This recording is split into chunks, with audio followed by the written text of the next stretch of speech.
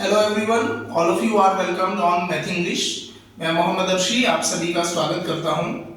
आज मैं आप लोगों के साथ मैथ्स का एक इम्पॉर्टेंट टॉपिक डिस्कस करने जा रहा हूं, जिसको हम जानते हैं कि √2 is an irrational number. We have to prove this theorem. हमें इसको प्रूव करना है कि जो √2 है ये एक इरेशनल नंबर होता है। तो दोस्तों ये एक बहुत ही सिंप्लीफाइड वे में मैं आपको एक्सप्लेन करूंगा कि how can we prove that √2 is an irrational number.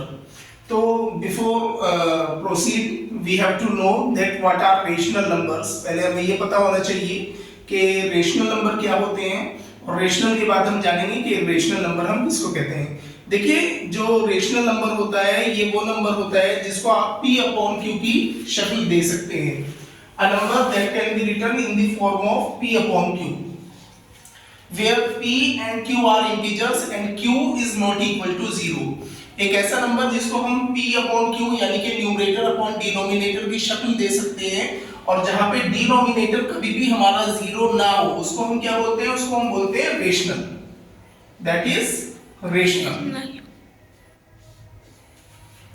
अब बात हो रही है इरेशनल की। तो इरेशनल नंबर वो होता है जिसको आप P/Q की शक्ल ना दे पाए।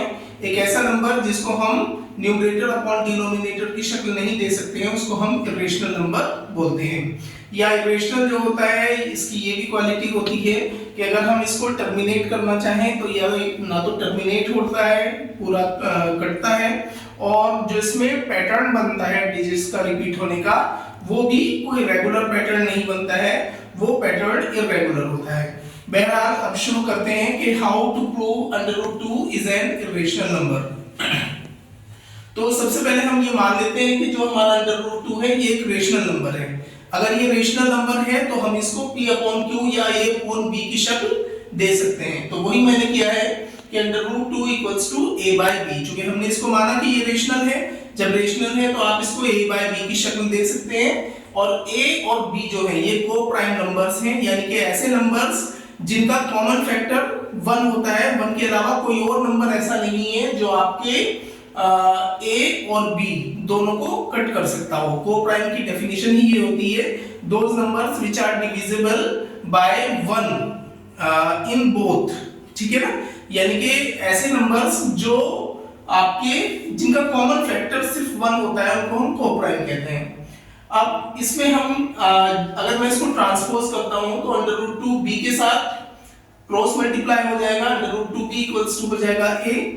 और अगर मैं यहां से b की वैल्यू को फाइंड आउट करना चाहूं तो जब मैं √2 को ट्रांसपोज करूंगा तो ये a के डिनोमिनेटर यानी कि डिवीजन में आ जाएगा।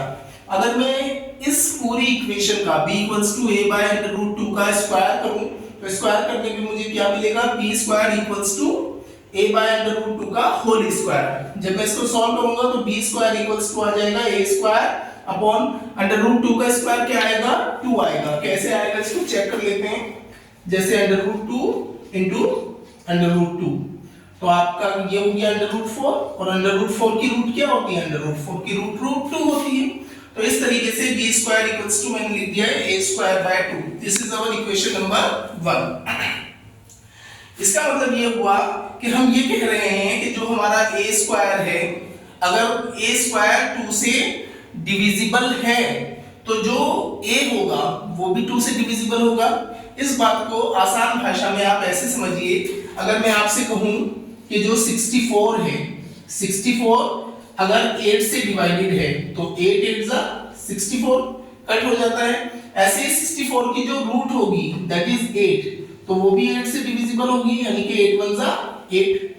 तो सेम टर्म्स और कंडीशंस यहां पे अप्लाई होंगी कि अगर a² 2 से डिविजिबल है तो जो a है वो भी आपका 2 से डिविजिबल होगा। तो हम यही मान लेते हैं कि जो a² है और a है ये दोनों के दोनों 2 से डिविजिबल है। अब आगे चलते हैं। हम मानते हैं कि जो हमारा a है वो 2c के इक्वल है।